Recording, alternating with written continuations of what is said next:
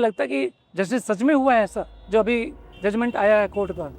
यहाँ जस्टिस तो छोड़ दीजिए, जस्टिस का जे भी नहीं हुआ। सिस्टम को लगता है कि इस देश का युवा जो है बेवकूफ़ है, उसको मूर्ख बना सकते हो। 2 साल बीत गया तो भूल जाएगा सब चीज़ें। नहीं सर, इन 4 लोगों का आपने मर्डर किया है। सीबीआई ने इसमें एक्यूज को बचाने का पूरा कोशिश किया। आज हमारा बच्चा था, कल का किसी और का बच्चा हो सकता है। और जिन अधिकारियों ने क्लीन चिट दी है, क्या उनका बच्चा होता तो वो भी क्लीन चिट दे देते? ये हमारा सवाल है।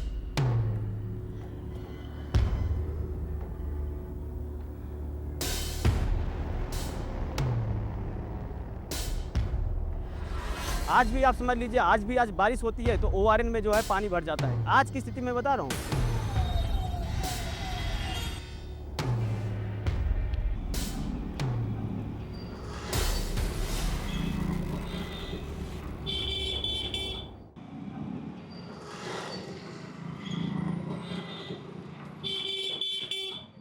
ये दिल्ली का ओल्ड राजेंद्र नगर 2 साल पहले 27 जुलाई 2024 को इसी ओल्ड राजेंद्र नगर में 3 छात्रों की एक बिल्डिंग के बेसमेंट में लाइब्रेरी में जब वो पढ़ रहे थे वहां पर डूबकर उनकी मौत हो गई।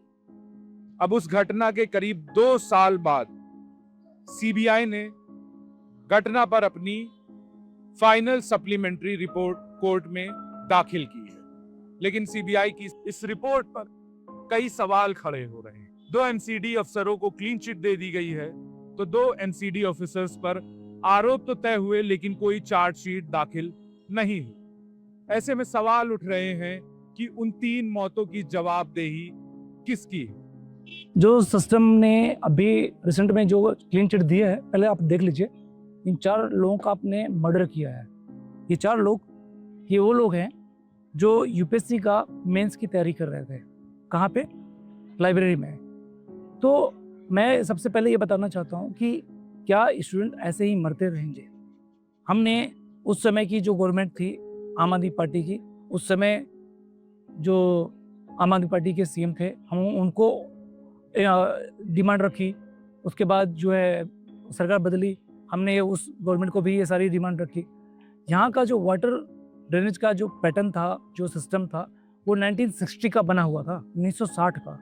उसके बाद सोचिए, कभी भी गवर्नमेंट ने इस चीज़ पे ध्यान नहीं दिया है कि ऑलवेज वाजीराम के सामने जहाँ पर राव इंसिडेंट हुआ था, वहाँ पे हर साल पानी, जब भी बारिश, थोड़ी सी बारिश होती है, क्योंकि पूरे ओल्ड राजेंद्र नगर का पानी, न्यू राजेंद्र नगर का पानी सारा होके वहीं पे पहुँचता था। तो क्या सिस्टम को ये बात समझ में नहीं आती थी कि यहाँ पे ड्रेनेज का प्रॉब्लम है, किसी दिन इंसिडेंट हो सकता है? और जब इंसिडेंट हुआ और उसमें जो क्लीन चिट दी है सीबीआई ने, सीबीआई सर, मैं आपसे बहुत, जिन लोगों ने ये क्लीन चिट दी है, या तो आप लोगों ने पैसे खा के जो है क्लीन चिट दी है, क्योंकि ये सीधा सा कंफर्म है कि इसमें क्राइम बहुत सारे लोग किए हैं। 27 जुलाई 2024 को क्या हुआ था, ये समझने के लिए हमें वापस चलना होगा उसी रात में। Rau's IAS study circle, old Rajendra Nagar, plot number BP 11, बाजार मार्ग की इमारत के बेसमेंट में लाइब्रेरी और एग्जाम हॉल चलाया जा रहा था। उस शाम बाहरी बारिश के बाद सड़क का पानी बिल्डिंग के स्टील गेट से टकराया, गेट टूट गया और बेसमेंट में पानी भर गया। 3 यूपीएससी एस्पिरेंट्स की डूबने से मौत हुई। उत्तर प्रदेश की 25 साल की श्रेया यादव, तेलंगाना की 25 साल की तान्या सोनी और केरल के 25 साल के नेविन डेलविन। करीब 30 और छात्र उस वक्त बेसमेंट में फंस गए थे। खबर तो मुझे नहीं मिली थी, ना ही परिवार वालों को कोई खबर मिली थी, ना कोचिंग की तरफ से, ना प्रशासन की तरफ से। मैं एक्चुअली न्यूज़ देख रहा था, तो उस न्यूज़ में जब ये फ्लश हुआ कि कोचिंग के बेसमेंट में पानी भरने से 2 या 3 बच्चों की मौत हो गई है, फिर उस समय कोचिंग का नाम भी नहीं आ रहा था टेलीविज़न पे, तो मुझे डाउट हुआ और मैंने इसको फ़ोन मिलाना शुरू कर दिया। ये बात तकरीबन 10:30 या 11 बजे की है। जब उसका फ़ोन बंद हो गया था, नहीं मिल रहा था, बार बार मैंने कई बार ट्राई किया मैं फ़ोन मिलाने की, तो पता नहीं मेरे दिमाग में ऐसा है कि मैंने कहा कि अब मैं देख के ही आ जाता हूँ, क्योंकि मैं गाज़ियाबाद में रहता हूँ और पास ही था, करीब 50 मिनट का रास्ता था। उसमें मैंने जब गूगल पे चेक करा तो मैंने तुरंत गाड़ी उठाई और चला गया सीधे कोचिंग में। अब कोचिंग के बाहर जब मैं जाके देखा तो वहाँ पे बिल्कुल अफरा तफरी का माहौल था। और बैरिकेड लगे हुए थे, कोई किसी बात नहीं कर रहा था। तो मैंने सोचा कि सबसे पहले अब उसके कमरे पे जाके देख लूँ, क्या पता वो सो रही हो या कुछ ऐसा हो और फ़ोन नहीं उठा रही हो। तो कमरा चूँकि मैंने दिलाया था तो मैं सीधे कमरे पे चला गया और जब कमरे पे गया तो मकान मालिक से मैंने पूछा तो बोले भैया हमने तो अभी देखा था शाम को निकल गई थी, अब इस समय कब आई ऊपर हमें पता नहीं। तो मैं अकेला ही गया था, मैं ऊपर चला गया और जब ऊपर जाके देखा तो कमरा उसका लॉक था। तो मुझे लगा क्या पता छत पे पढ़ने गई हो, फिर छत पे जाके देखा तो वहाँ नहीं मिली वो।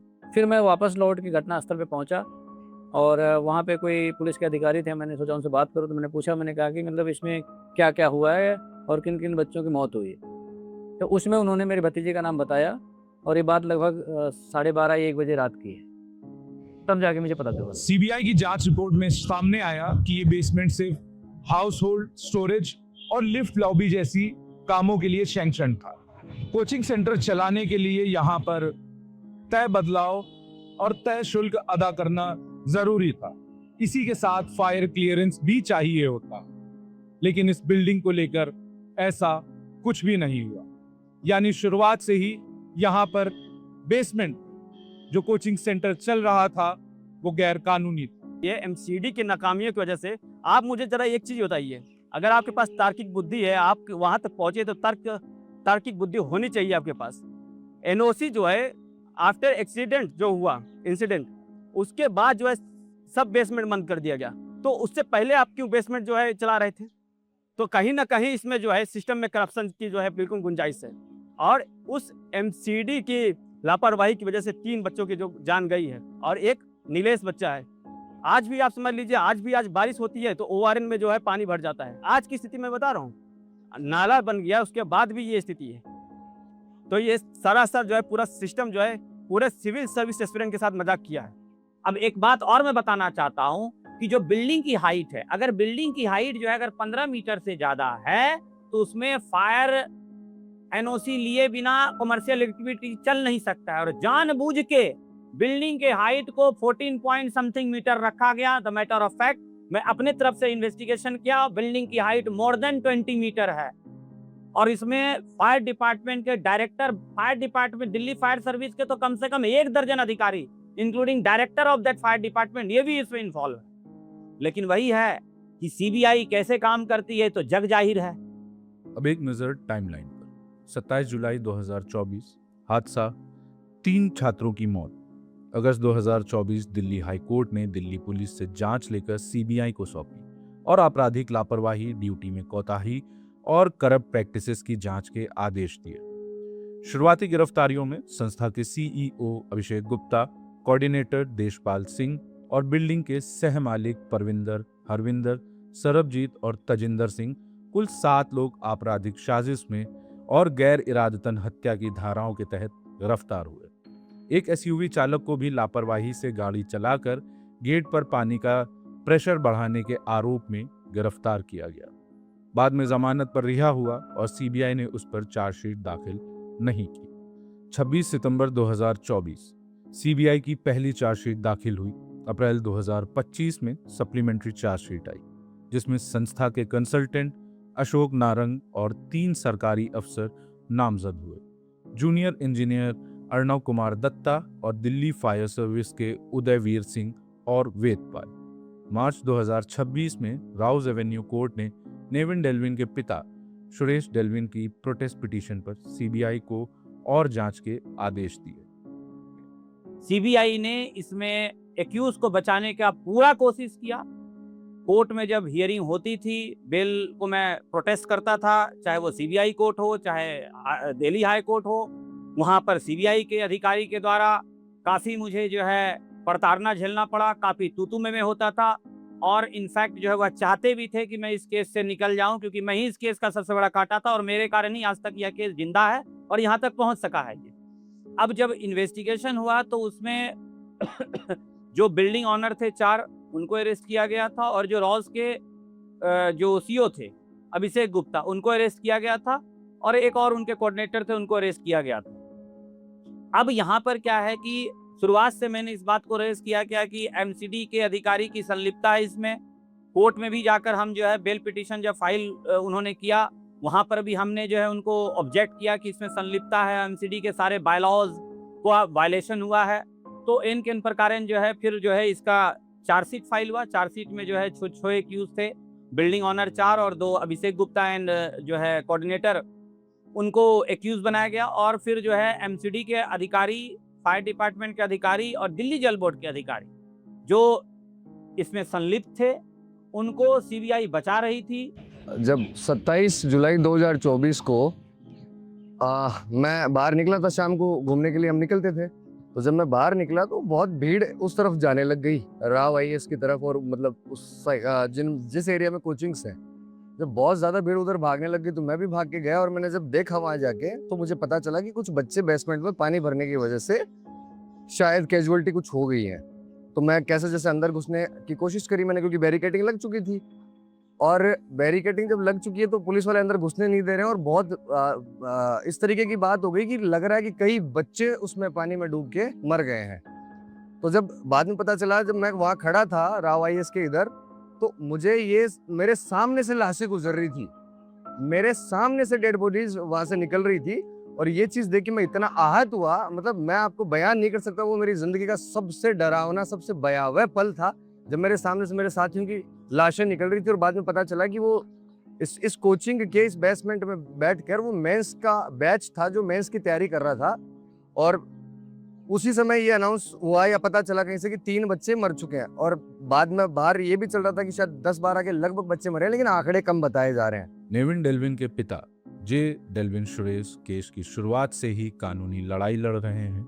नवंबर 2024 में उन्होंने वकील अभिजीत आनंद के जरिए दिल्ली हाईकोर्ट में याचिका दाखिल कर हादसे से जुड़ा सीसीटीवी फुटेज सुरक्षित रखने और रिकॉर्ड पर लाने की मांग की थी। इसी के साथ उन्होंने एक और याचिका की सीवीसी सीबीआई जांच की निगरानी नहीं कर रहा वापस ले ली थी।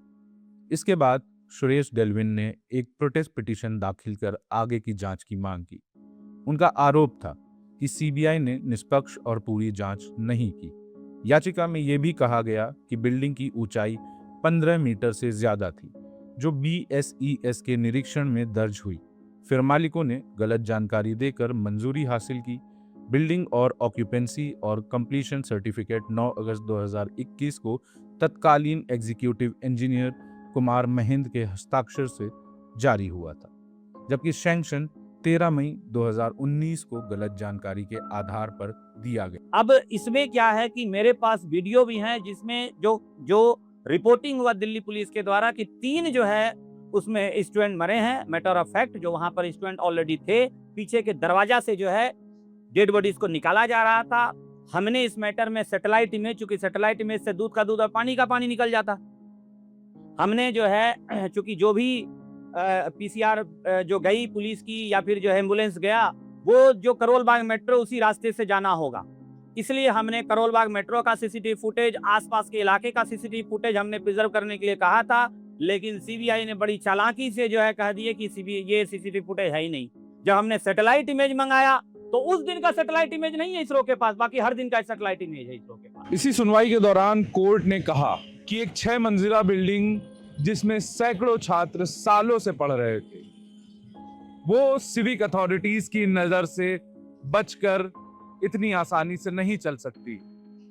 जरूर इसमें जानबूझकर या तो किसी की मिलीभगत है, या तो इसमें गैर कानूनी इस्तेमाल को नजरअंदाज किया गया है, या तो उसे परमिशन दी गई है। जो बिल्डिंग था, बिल्डिंग के जो प्रायर जिस समय सैंक्शन लिया गया था बिल्डिंग का, उस समय जो है नीलम थी,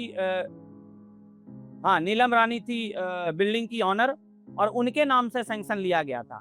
मजे की बात यहाँ पर यह है कि वह लेडी जो है 4 महीने पहले मर चुकी होती है और सैंक्शन उनके नाम पर अलॉट होता है। और एमसीडी के रूल के अनुसार क्या है कि जब वहां पर सैंक्शन दिया जाएगा, इंस्पेक्शन होगा, तो बिल्डिंग के ऑनर मौजूद होंगे। अब सवाल यह है कि जब बिल्डिंग का ऑनर मर चुका था तो फिर सैंक्शन ग्रांट कैसे हो गया मरे व्यक्ति के नाम पर?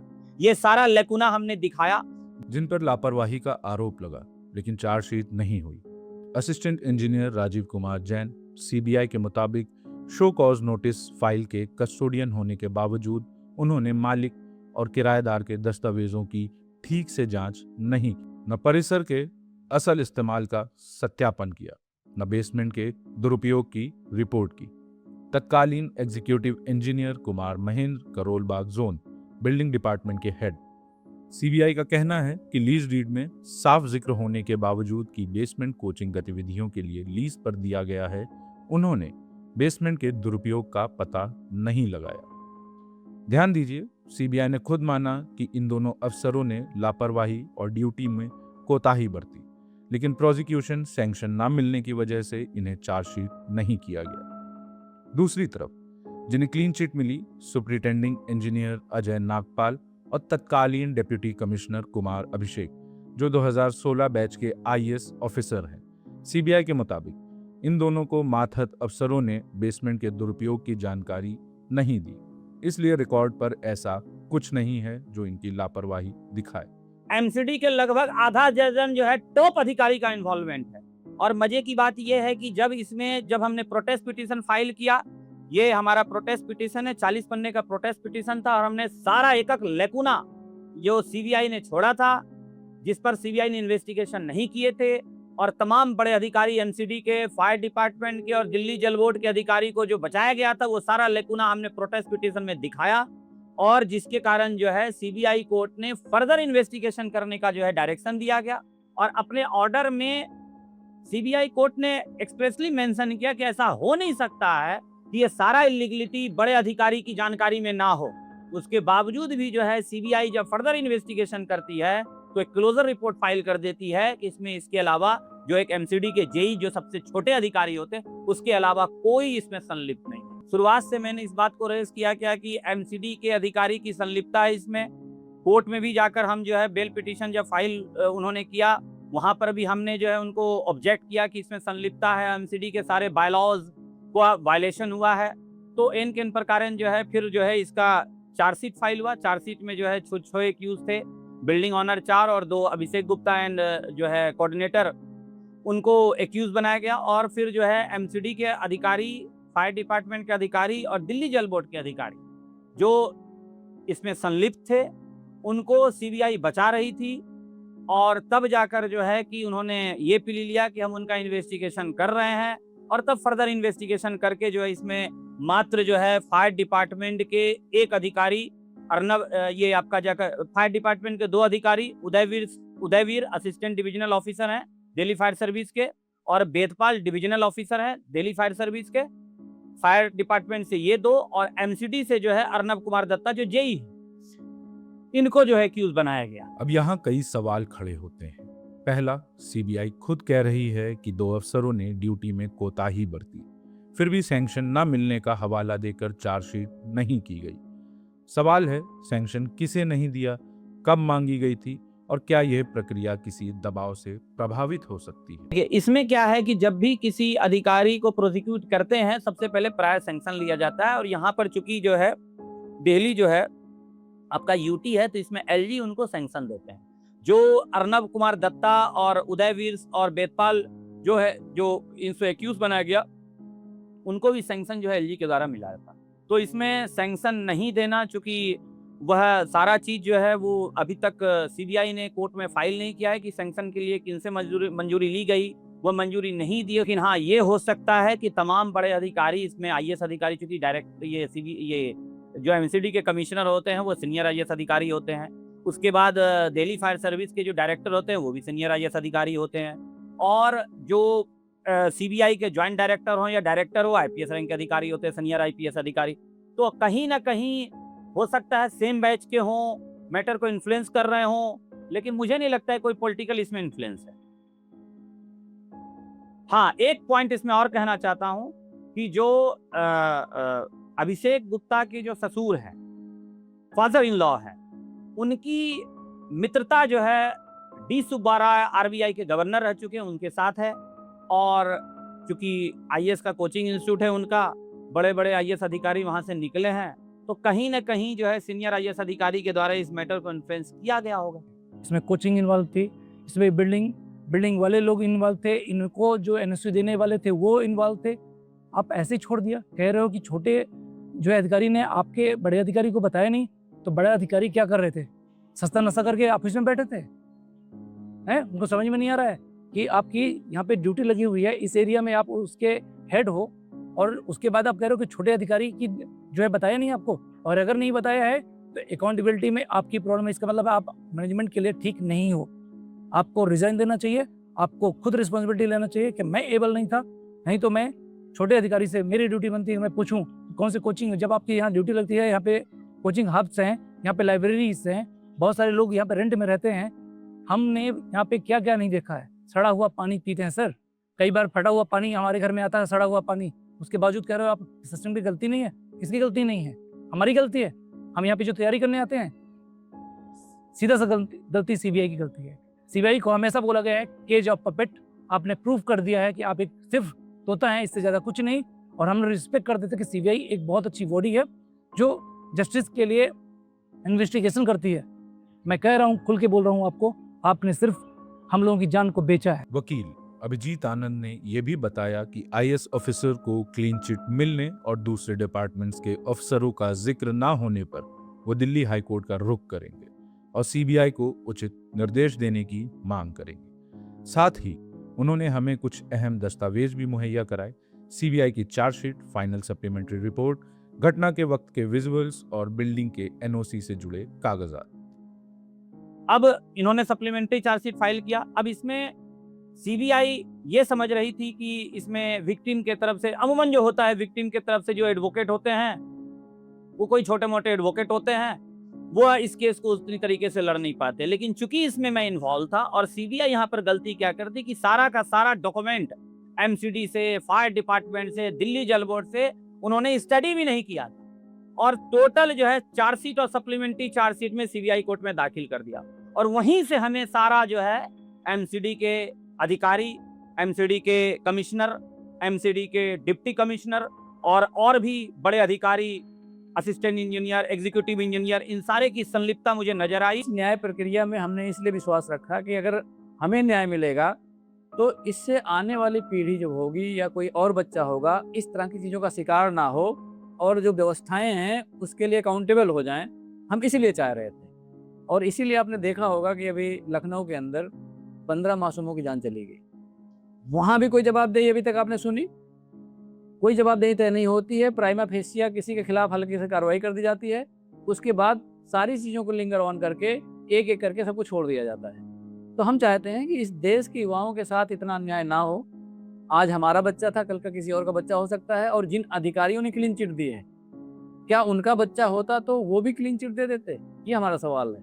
तो मैं तो ये मानता हूँ कि उनका बच्चा और मेरा बच्चा, दोनों बच्चे बराबर हैं। अगर वो अपने बच्चे की तरह इस केस को लड़ें, इस केस की तह तक जाएं, तो मुझे लगता है इस देश का कुछ भला हो पाएगा और हमारे परिवार का भला हो पाएगा, अन्यथा कुछ भी नहीं। मामले पर छात्रों का गुस्सा आज भी ठंडा नहीं हुआ है। हम पहुंचे उस धरना स्थल पर जहां कई यूपीएससी अभ्यर्थियों ने विरोध जताया था। आज भी हम वो घटना याद करते हैं तो हमारी रूह कांप जाती है। हमारा परिवार उसी वक्त हमको आदेश दे दिया था कि अगले ही दिन छोड़ के वहां से आ जाओ घर, जो जगह इतनी असुरक्षित है वहां तुम कर क्या रहे हो। लेकिन हम उस लड़ाई में बैठे रहे, और सबसे पहली मांग थी कि जो संबंधित अधिकारी है, जो कमिश्नर है एमसीडी के, वो सस्पेंड होना चाहिए या उस पर कार्रवाई होनी चाहिए सख्त से सख्त। आज तक उस पर क्या कार्रवाई हुई? हमें गुमराह किया जा रहा था, हमें झूठे आश्वासन दिए जा रहे थे, और पुलिस बूथ की हमने मांग करी थी। जो पुलिस बूथ 10 दिन में बना जा सकता था वो 4 महीने, 5 महीने, 6 महीने बाद जाके कहीं वो छोटा सा पुलिस बूथ बना, और आज वो पुलिस बूथ भी जो है इनएक्टिव है। हमारी सबसे पहली मांग थी कि पुलिस बूथ में कार्रवाई, जब भी कोई बच्चे के साथ में कोई भी दिक्कत हो तो वो पुलिस बूथ में जाए, क्योंकि राजेंद्र नगर थाना ऐसा कि ढूंढने से भी नहीं मिलता। उस पुलिस बूथ को सिर्फ खुश करने के लिए और पुलिस वालों के आराम के लिए बनाया गया। वहां आज भी कंप्लेंट्स रजिस्टर नहीं होती। पहली शिकायत तो हमारी ये है। उन अधिकारियों को सस्पेंड नहीं किया गया जो जवाबदेह जो अधिकारी थे, उनको अब तक सस्पेंड नहीं किया गया है। नाली बनाना इनकी मजबूरी थी, क्योंकि पानी भरता था कमर तक। 27 जुलाई को जब बच्चे मर चुके थे, उसके बाद 31 जुलाई को बारिश हुई शाम को, और उस बारिश में जब बच्चे आंदोलन कर रहे थे, अगर वो बैठे रहते, बैठकर अगर उस सड़क पे वो आंदोलन कर रहे होते, तो हो सकता है वो पानी इतना ज्यादा भर गया था कि वो पूरे बैठे हुए डूब जाते। जो बेसमेंट में लाइब्रेरियाँ तो बंद हो गई, लेकिन उस बेसमेंट की वजह से जो बच्चे की जान गई है, कहाँ न्याय मिला है। इस सिस्टम ने इतना भद्दा मजाक किया है सिविल सर्विस एस्पिरेंट के साथ कि कोई भी इसको जो है, जो यहाँ पे थे उस समय, उस रात 27 जुलाई की जो रात हुई थी, इतनी भयावह थी कि यहाँ जितने भी सिविल सर्विस एस्पिरेंट हैं और ब्यूरोक्रेसी में जो लोग अभी भी जो है सिस्टम में बैठे हुए हैं, उनकी आज भी रूह कांप जा रही है उसको याद करते हुए। उस तीन बच्चे जो मेंस की जो बच्चे लिख रहे थे, इस देश को क्रीम बच्चे थे, वो बच्चे नाले के पानी में डूब के जो है मर जा रहे हैं। ये देश की जो है नाकामियों की वजह से, ये सारे सिस्टम की नाकामियों की वजह से हुआ है। नहीं, बिल्कुल नहीं। कहाँ न्याय हुआ है? आप न्याय देख रहे हैं, क्लीन चिट मिल गया है। 19 दिन हम लोगों ने प्रोटेस्ट किया, सिविल सर्विस एस्पिरेंट ने 19 दिन जो है बैठे थे, दिन रात एक करके बैठे थे। किस वजह से बैठे थे? न्याय के लिए बैठे थे। लेकिन आज उन्हीं एस्पिरेंट का जो है भद्दा मजाक बना दिया गया। बहुत सारे ऐसे भी बच्चे थे जो हमारे साथी थे, जो मेंस लिख रहे थे, वो भी इस आंदोलन में बैठे हुए थे, और केवल न्याय के लिए उन्होंने अपना मेंस क्या जो है उस साल जो है मेंस खराब किया। आपने जो है जो मजाक कर रहे हैं, सिस्टम को लगता है कि इस देश का युवा जो है बेवकूफ़ है, उसको मूर्ख बना सकते हो, 2 साल बीत गया तो भूल जाएगा सब चीज़ें। नहीं सर, आपको ये समझना होगा, आप इस तरह मजाक नहीं कर सकते हो। कि इस वारंट में जब प्रोटेस्ट हुई थी सर, हम 19 दिन पानी में, बारिश में, गर्मी में, उमस में बैठे थे, इस होप के साथ बैठे थे कि हमें जस्टिस मिलेगा। और ये रिपोर्ट यहाँ के ड्रेनेज के लिए, यहाँ की कोचिंग रेगुलेशन के लिए, यहाँ पे ब्रोकरेज रेगुलेशन के लिए हमने कोई ऑफिस नहीं बचा, कोई मिनिस्ट्री नहीं बची है। फिर जब इंसिडेंट हो जाता तो आप क्या बोलते हो, हमारे पास कोई आया नहीं। सर, हर ऑफिस की रिसीविंग है मेरे पास में। आज मैं 2025 से 2024 में इंसिडेंट हुआ था, उसके बाद 2025 पूरा का पूरा 2025 सिर्फ इसी चीज़ के लिए निकला है। मिनिस्ट्री हम लोग गए हैं और सबको यही चीज़ बोल के आए कि सर हमारे यहाँ प्रॉब्लम्स हैं, आप ये चीज़ ठीक करवाइए। आप छोटी सी नाली बनवा के आप उसमें वीडियो खिंचवा के बोल रहे हो कि पानी, उस पानी में 2 फुट के पानी में वारंट बचेगा? नहीं बचेगा। देखिए, इस देश का दुर्भाग्य यही है कि अगर आप गरीब हैं तो आपको न्याय शायद ना मिल पाए। न्यायिक प्रक्रिया इतनी लंबी होगी, इतनी युवाओं होगी कि आप उसको छोड़ देंगे। छोड़ने का मेरा कहने का मतलब ये है कि आप ये बात को समझिए कि जिस परिवार से कोई बच्ची या बच्चा चला गया, बच्चा तो वापस नहीं आएगा। अगर किसी अधिकारी को दंड भी मिल जाए तो उसके बावजूद भी उसके जख्म कम नहीं होंगे। उसके जख्म जितने गहरे हों, हमेशा उतने गहरे ही रहेंगे। उस माँ बाप से पूछिए जिनका बच्चा गया है, उनके जख्म में कोई कमी नहीं आएगी। कोई जांच हो जाए, कोई न्याय मिल जाए, कुछ भी हो जाए। हम लोग ये चाहते थे कि इस न्याय प्रक्रिया में हमने इसलिए विश्वास रखा कि अगर हमें न्याय मिलेगा तो इससे आने वाली पीढ़ी जो होगी या कोई और बच्चा होगा, इस तरह की चीज़ों का शिकार ना हो और जो व्यवस्थाएं हैं उसके लिए अकाउंटेबल हो जाएं। हम इसीलिए चाह रहे थे। और इसीलिए आपने देखा होगा कि अभी लखनऊ के अंदर 15 मासूमों की जान चली गई। वहाँ भी कोई जवाबदेही अभी तक आपने सुनी? कोई जवाबदेही तय नहीं होती है। प्राइमा फेसिया किसी के खिलाफ हल्की से कार्रवाई कर दी जाती है, उसके बाद सारी चीज़ों को लिंगर ऑन करके एक एक करके सबको छोड़ दिया जाता है। अब एक नजर डालते हैं इस पूरे मामले में अब तक जिम्मेदारी किस किस पर तय हुई है। चार्जशीटेड और गिरफ्तार लोगों में शामिल हैं अभिषेक गुप्ता, संस्थान के CEO, देशपाल सिंह, कोऑर्डिनेटर, परविंदर, हरविंदर, सरबजीत और तजिंदर सिंह, बिल्डिंग के सह मालिक, अशोक नारंग, संस्था के consultant, junior engineer Arnav Kumar Datta और दिल्ली फायर सर्विस के उदयवीर सिंह और वेदपाल। लापरवाही का आरोप लगा लेकिन चार्जशीट नहीं हुई। असिस्टेंट इंजीनियर राजीव कुमार जैन और तत्कालीन एग्जीक्यूटिव इंजीनियर कुमार महीन क्लीन चिट मिली। सुप्रिटेंडिंग इंजीनियर अजय नागपाल और तत्कालीन डिप्टी कमिश्नर कुमार अभिषेक और वो SUV चालक जिसे गिरफ्तार किया गया था बाद में जमानत पर रिहा हुआ और CBI ने उस पर चार्जशीट तक नहीं की। इसमें इन्वेस्टिगेशन CBI के पास ट्रांसफर हुआ था क्योंकि इसमें बड़े बड़े अधिकारी पदाधिकारी शामिल थे और जो पुलिस बीट थी, जो रॉज IAS के जस्ट सटा हुआ पुलिस बीट था, और ऐसा हो ही नहीं सकता है कि पुलिस बीट में जो बैठे पुलिस के अधिकारी हैं उनको जानकारी नहीं हो कि यहाँ पर इलीगल एक्टिविटीज चल रहे हैं, कोचिंग क्लासेस चल रहे हैं बेसमेंट में। उसके बावजूद भी पुलिस की संलिप्तता थी इसमें, जिसके कारण पुलिस सही से इन्वेस्टिगेशन नहीं कर रही थी और MCD के बड़े अधिकारी, फायर डिपार्टमेंट के बड़े अधिकारी, टॉप मोस्ट अधिकारी इसमें संलिप्त थे। इसलिए जो है इस केस को जो है, और उसमें पब्लिक प्रेशर भी था, स्टूडेंट प्रोटेस्ट भी कर रहे थे, और जिसके कारण जो है फाइनली दिल्ली हाई कोर्ट के द्वारा CBI को ट्रांसफर किया गया ताकि इस केस का एक फेयर इन्वेस्टिगेशन हो। But very sorry to say that CBI ने इसमें एक्यूज को बचाने का पूरा कोशिश किया। कोर्ट में जब हियरिंग होती थी, बेल को मैं प्रोटेस्ट करता था, चाहे वो CBI कोर्ट हो चाहे दिल्ली हाई कोर्ट हो, वहाँ पर CBI के अधिकारी के द्वारा काफ़ी मुझे जो है प्रताड़ना झेलना पड़ा, काफ़ी तू-तू मैं होता था और इनफैक्ट जो है वह चाहते भी थे कि मैं इस केस से निकल जाऊं, क्योंकि मैं ही इस केस का सबसे बड़ा काटा था और मेरे कारण ही आज तक यह केस जिंदा है और यहाँ तक पहुँच सका है। बीते 2 सालों में वारिन के हालात कितने सुधरे हैं, इस पर हमने वहाँ पढ़ रहे अभ्यर्थियों से बात की। बिल्कुल सर, इतना इतना पानी भर जाता है। ठीक है, ये तो आपको पता होगा यहाँ पे क्या ड्रेनेज सिस्टम्स होते हैं, क्या यहाँ पे हमारे मैनेजमेंट काम करते हैं। ठीक है, वॉक करना मुश्किल हो जाता है सर। ठीक है, कार अगर आप निकाल रहे हैं तो कार में इतना इतना पानी भर जाता है, तो सर चीज़ें बिल्कुल भी सही नहीं है, स्टूडेंट्स के फेवर में तो बिल्कुल भी नहीं है। 2 साल, 2 चार्जशीट और एक सप्लीमेंट्री रिपोर्ट। इसके बाद भी ये तय नहीं कि किसी अधिकारी पर आपराधिक जिम्मेदारी तय होगी या नहीं।